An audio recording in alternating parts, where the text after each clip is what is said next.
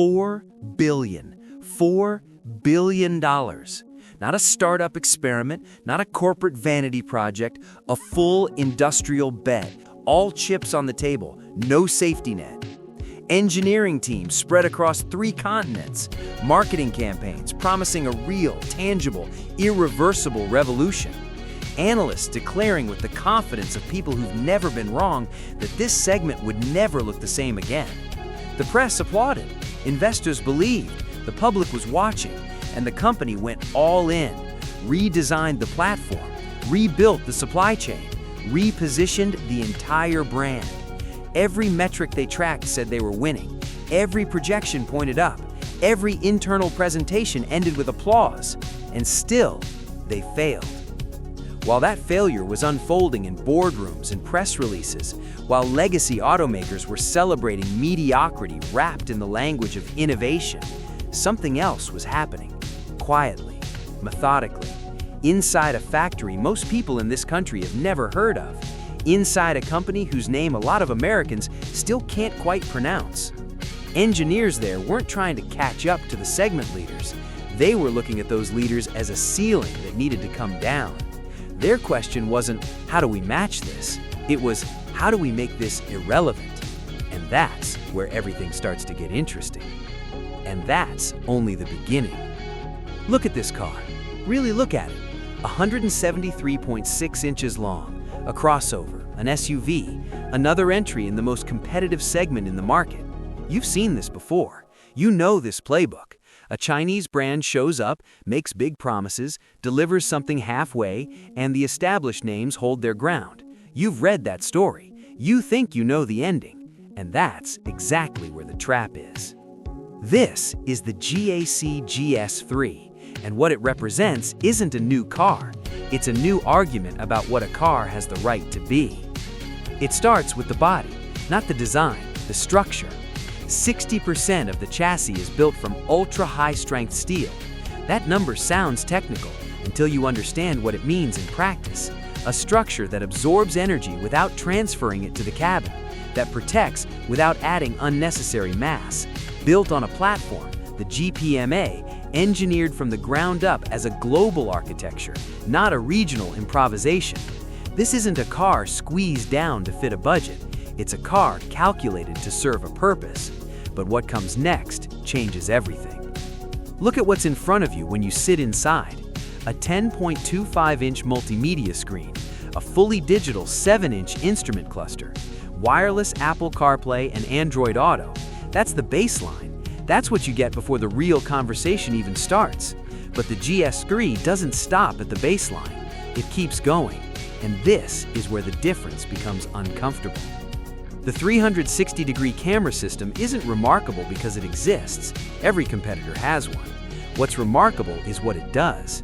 The GS3 renders a transparent chassis view, a real-time visual simulation of what's beneath the car, stitched together from multiple camera angles to give the driver a spatial awareness that most people have never experienced at this price point.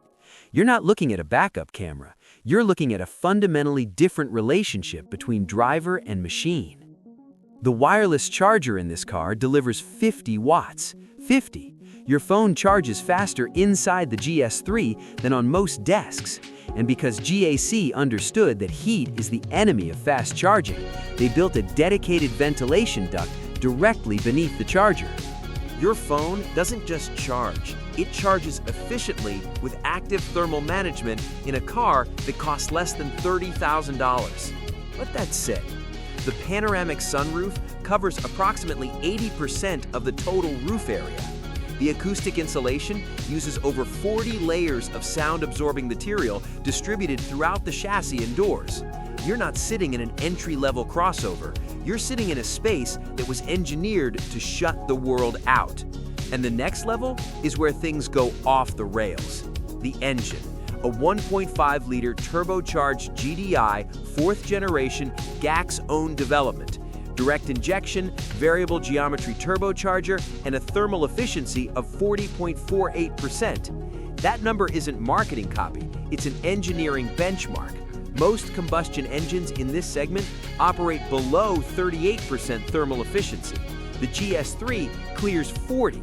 That gap translates directly to fuel economy, and it translates to 177 horsepower and 197 pound-feet of torque available at 1,000 RPM. Not 2,500, not 3,000. At 1,000 RPM, this engine is already delivering peak torque. Paired with a 7-speed wet dual-clutch transmission, the result is 0 to 60 in around 7.4 seconds. This car doesn't ask for your patience. At this point, it's not a competition anymore. Now, the safety architecture. Level 2 driver assist autonomy, long-range microwave radar combined with HD cameras, automatic emergency braking that identifies pedestrians and cyclists in low visibility conditions, adaptive cruise control with stop and go, active lane centering with real steering correction, not just an alert, actual intervention, blind spot monitoring integrated into the mirrors, traffic sign recognition, 6 standard airbags. This isn't a safety package, it's a philosophical commitment to the idea that a car at this price has no excuse for leaving its driver unprotected. And this is where the industry loses the narrative. Now let's talk about the Jeep Compass, because this conversation doesn't work without it. The Compass is the benchmark, years at the top of this segment, market data, brand loyalty, dealer networks, cultural familiarity. It's the car that defined what American families expect from a mid-size SUV. One does 0 to 60 in around 9.5 seconds. The other does it in 7.4. One has conventional door handles that break the body volume and collect water over time. The other has flush electric handles that retract by proximity, extend on touch, eliminating the gap entirely. One offers a cargo area that requires planning for a weekend trip. The other offers 12 cubic feet of standard trunk space that expands to 44.9 cubic feet with the rear seats folded flat, over a completely flat floor, because the rear tunnel doesn't exist, because the platform was designed to be flat from the start, not adapted afterwards. This isn't a comparison, it's a generational gap. This car doesn't compete, it replaces.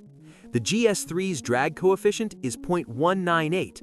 The Compass sits above 0.35. That drag difference doesn't just affect top speed, it affects efficiency, road noise, fuel economy, and long-distance stability in ways that compound across every mile driven. The GS3's rear diffuser is functional, not decorative. The exhaust exits through dual chrome center outlets integrated into the bumper design. The LED taillights create a 3-dimensional visual effect that simply doesn't exist in this segment at this price. The side profile uses a diamond-cut surface treatment, intersecting creases forming geometric facets in the sheet metal, capturing light from different angles, making the car look sculpted instead of stamped. And that changes the whole game. Think about who buys a car in this price range. They're not buying specifications, they're buying a statement about where they've arrived in life. They're buying the experience of pulling up somewhere and feeling like the car justified the decision. The GS3, at around $28,000 in its base trim, delivers a product that stands above, acoustically, visually, and technologically, competitors with significantly higher price tags. That's not an advertising promise. That's what happens when a company decides the market ceiling is the floor of their ambition. Remember where we started. $4 billion, 3 continents, perfect forecasts, absolute confidence, and failure. Not because the product was bad, not because the market was wrong, but because the company was operating from a mental model that had already expired. They were reading data from a world that was in the process of ceasing to exist. They measured themselves against what came before. They optimized for a benchmark that was being made obsolete in real time. The GAC GS3 is not the most famous car in this price range. It's not the most familiar. It doesn't carry the weight of a brand that's been in American garages for a generation. What it carries is a 40.48% thermal efficiency, a 0.198 drag coefficient, a 50-watt wireless charger with active cooling, a Level 2 ADAS system built on long-range radar, a chassis with 60% ultra-high-strength steel, and a price that puts all of it within reach of exactly the buyer that legacy brands have been underestimating for a decade. You're not choosing between cars, you're choosing between moments in time. One moment is comfortable, familiar, and quietly losing ground. The other is where the foundation is being laid for everything that comes next. The problem isn't that this car arrived. The problem is that you're still looking at the past.